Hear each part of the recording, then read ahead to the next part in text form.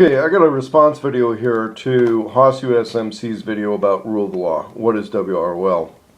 He gives his opinion. A lot of other people have opinions about what WROL is. Okay, yeah, it stands for without rule of law. But here's the thing, okay, there are real legal definitions for this, and they usually go through diplomatic channels, okay? And where you'll see a lot of it talk about is Universal Declaration of Human Rights, reaffirming law as a foundation. A lot of this stuff goes in a lot of diplomatic stuff. Unfortunately, a lot of people in the Patriot movement just want to blanket disregard anything and everything that's published by somebody in the UN. But the reality is you need to have a real understanding of how this diplomatic stuff works when you're using definitions on terms that they use, okay? And there's also some very general, reasonable things to understand about how the UN, there's been a fair amount of diplomatic arm twisting, and a lot of what they say is empty words. But the reality is that when, let's say, an area has been declared an unjust society, it's not just the UN that does that. Anybody can assert that and then assert certain rights within the international community. One of them is that people have a right to have law as a foundation for society. And when they say law is a foundation for society, that means that the law that applies to me also applies to other people. The law that would apply to people regardless of class, race, color, creed, all those other types of things, it needs to be a relatively universal law of rights and responsibilities within society. Now, every society out there wants to claim that they follow this or they promote it. But that's why spies and diplomats and activists go around the world checking the places out, putting boots on the ground to see if it's reality or not. Because the reality is there are certain parts of the world where there is no freedom of religion. There is, on freedom from fear, gets to be very interesting. Because freedom from fear means that you have a right to live in a society where you should not have to worry about somebody kicking in your door and killing you, okay? Now, the UN will not come out and say that you have an absolute positive right to keep and bear arms, but we need to understand that the freedom from fear, even in the absence of the right to keep and bear arms, if the society has not allocated resources for the protection of, let's say, a political or ideological minority, or the majority of that society uses unjust means to oppress or punish or cause people to constantly be in fear of their lives. And I'm not just talking about somebody who is, let's say, psychologically, they're just fearful, okay? There has to be something like visible threats. Lynching in the street is one of the things. If there are lynchings in the street, it is reasonable to believe that that society is a society that is being ruled by fear, not law. If there's lynchings in the street, if there are summary executions in the street, that is also a rule by fear, not law. Okay? We need to understand that once that happens, once any of these universal rights, according to the UN, at the point any of these are not being met, then you have a without rule of law situation. Okay, so let's talk about this Universal Declaration of Human Rights. There are organizations which constantly monitor this type of thing, okay? And there's the International Covenant on Economic, Social, and Cultural Rights, a lot of this type of stuff. Now, a lot of times what somebody's going to do is heavily criticize the UN efforts on disarmament. We need to understand that, of all these countries in the world, people are going to disagree with stuff.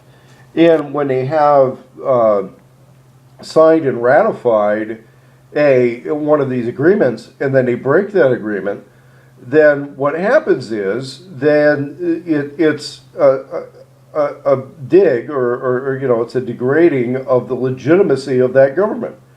So you have to look at, okay, how are the resources allocated to that?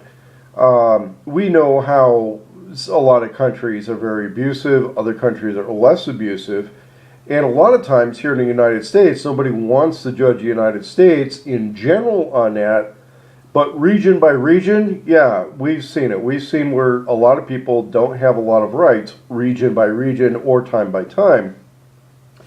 And again, when we talk about rule of law, we're not just talking about the statutes that have been passed and enacted by a minority or a majority or a political junta, but it actually has to include everything that's in all of these treaties.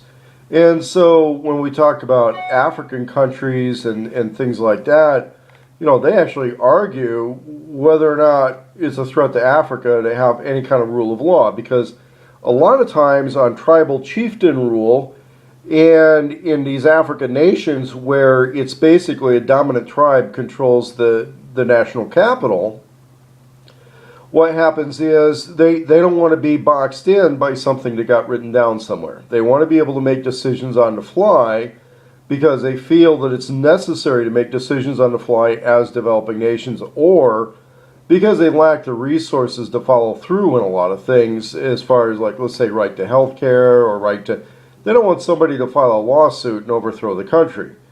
So they actually openly argue that the rule of law can be a problem for them. We need to also understand here in the United States, there are people that want to sue because President Obama is not they feel that there's some dispute in his citizenship or eligibility to be president.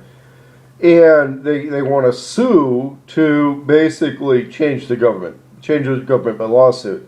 That's only going to go so far. In order to really have a internationally recognizable just reason to behave in such a way that the government is no longer legitimate, internationally, you would have to see a widespread violation of the rights which are outlined in various documents internationally, whether it was through the UN or through some of the precursor things. Here we talk about just societies, equitable stuff. There's a lot of rules and regulations on fairness. This is kind of interesting here, where these guys want to talk about security sector reform and how so much stuff gets selectively enforced. Okay, a lot of it's just all over the map, because what happened is every warlord out there has figured out how to register his private army as a security organization, which, I read one of these things before, and what happened is, what law rules a lot of times was determined by State Department policy.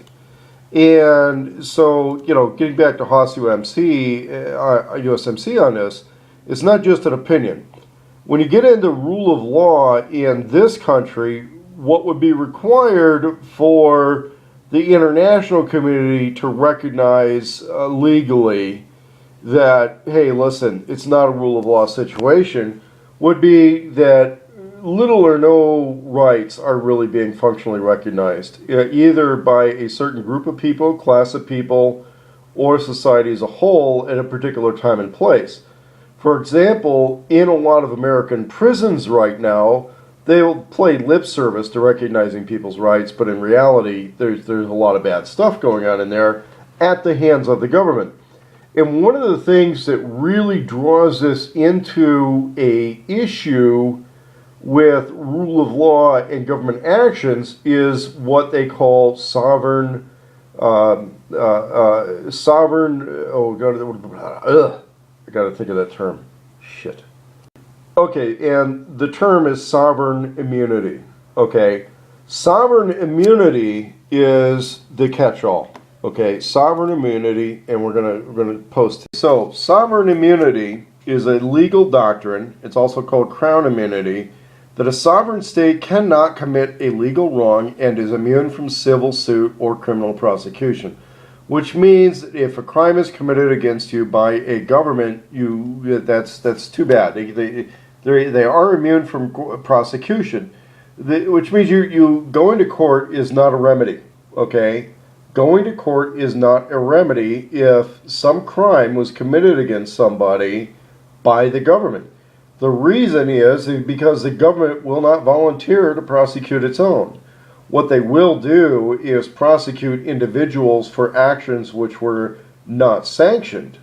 But if those actions were sanctioned, they invoke sovereign immunity, and it's a legal doctrine by which a sovereign state cannot commit a legal wrong. And you remember that quote from Nixon, it's not illegal if the president does it.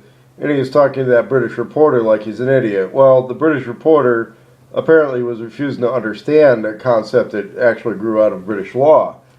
And sovereign immunity, grows in different countries, but basically there's a little difference between state and federal on this type of stuff. Basically, federal trumps state under most things.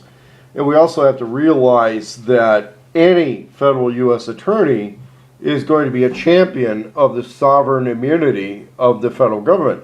Here's the thing we need to understand also is that any private attorney who is a member of the bar and a practicing lawyer in a state or federal court also has to recognize sovereign immunity and is unlikely to assist in a lot of claims against the government where it was a criminal action that was agreed upon by a particular chain of command in a federal government agency or a state government agency. However, if they can get some other part of the government to disagree with those actions and call those criminals, then they may move forward with a civil prosecution, or under Civil Rights Act, then it is possible to move forward with a criminal prosecution. How often does this happen? It happens all the time, but a lot of people would argue that it doesn't happen often enough.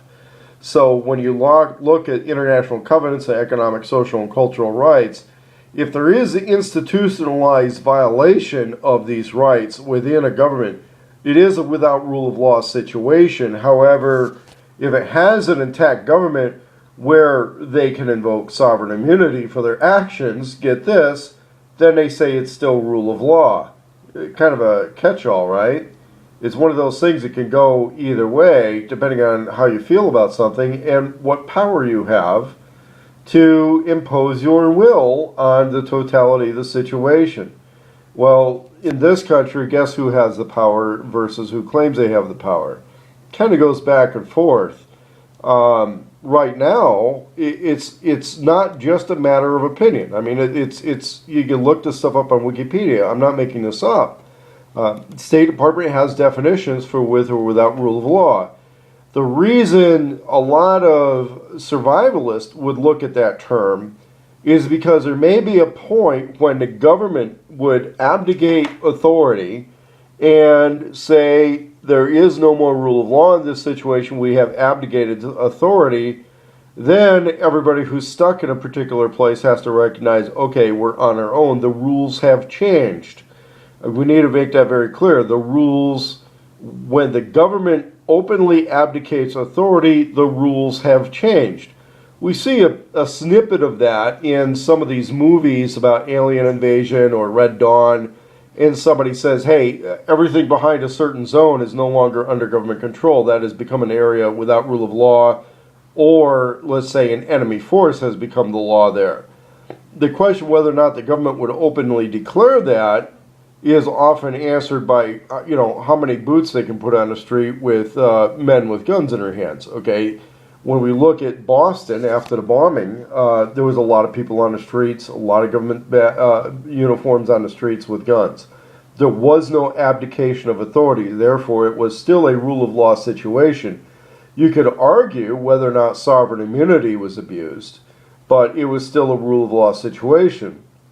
During Hurricane Katrina and the stuff after Hurricane Katrina, you could argue that that was a without rule of law situation, because not only had there been no responsibility on the part of the government to protect anybody's rights, but there was a situation where they were participating in looting and lynching, and they were not following any clear guidelines, and a lot of times on a chain of command, until it came to confiscating guns. Now, in the eyes of the UN, the gun confiscation would be okay, but not gun confiscation in the absence of any other rule or benefit of law. So you would be arguing back and forth whether or not they are providing sufficient protection for the people after they've confiscated the guns. You could argue either way on that. However, according to the Second Amendment, U.S. Constitution, it would be very clear that the taking of property without compensation was unjust, therefore an unjust act.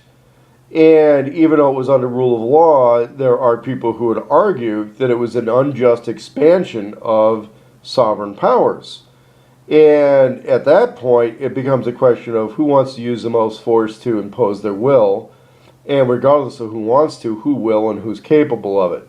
And at that stage, the government had more boots on the street, more organization, and more guns in their hands than anybody who would have thought about opposing them.